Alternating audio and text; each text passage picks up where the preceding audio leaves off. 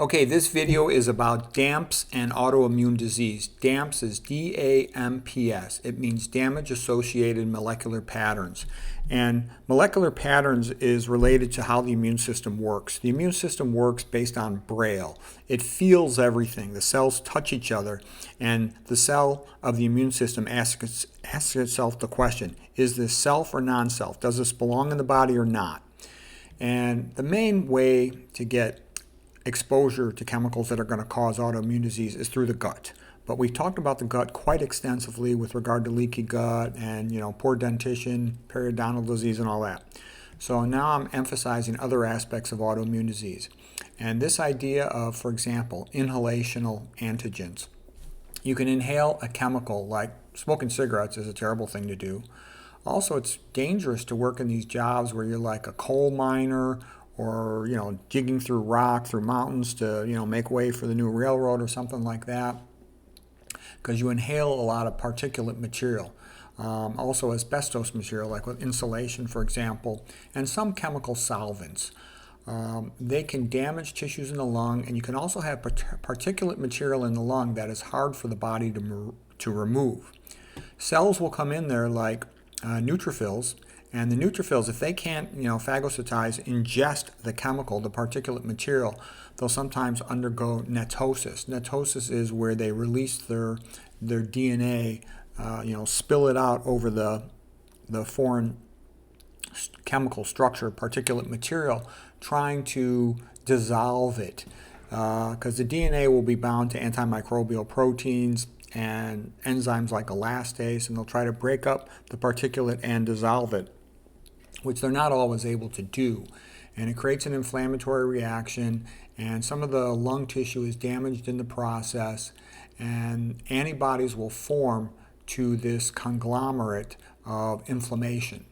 And sometimes those autoantibodies will cross-react with the person's own tissue, like in rheumatoid arthritis in the joints. Rheumatoid arthritis is associated with smoking cigarettes. So is lupus. Scleroderma is more associated with some of these other chemicals. So then the point is, well, what can you do? Well, what you can do is avoid a disease where you're inhaling things that are bad for you. Try not to get involved in mining or tunneling or anything like that. Don't smoke cigarettes. If you're around anything that smells bad, then get away from it. And if you're at a job or something and it smells bad, then refuse to work in that room and tell them why. You don't want to allow yourself to be chronically exposed to a toxic chemical. In general, anything that smells bad is usually bad for you. Okay, so that's an important principle, because these chronic chemical exposures can damage your lungs and can potentially lead to autoimmune disease. And so it's the chronic exposure that leads to ongoing production of these DAMPs, damage-associated molecular patterns, that the immune system responds to. And this is a common, so here was the article that it originally came from.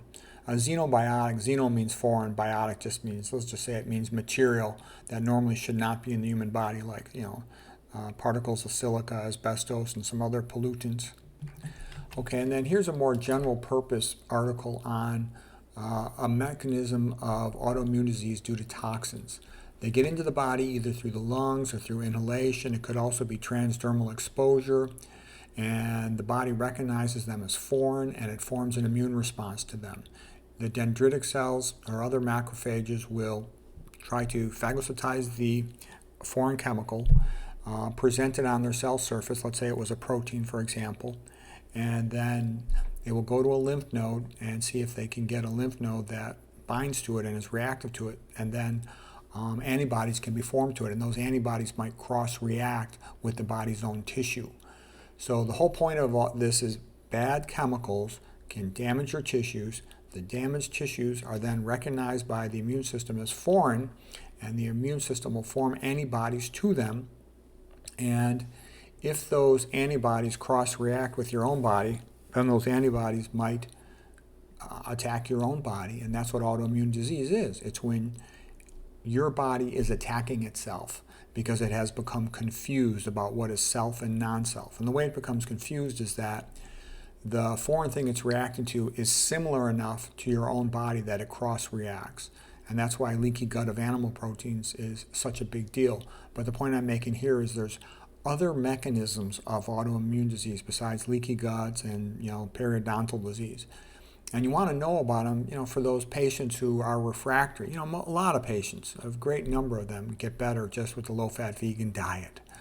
Avoiding these relevant toxins can also cure a patient of autoimmune disease. And if you can't cure it with this approach, and you can try an elimination diet, you can try getting away from whatever particulates you have exposure to, avoid anything that smells bad, have an air filter in your room, and if everything, all of this still doesn't work, then you can try the Brooke-Goldner omega-3 suppress your immune system mechanism.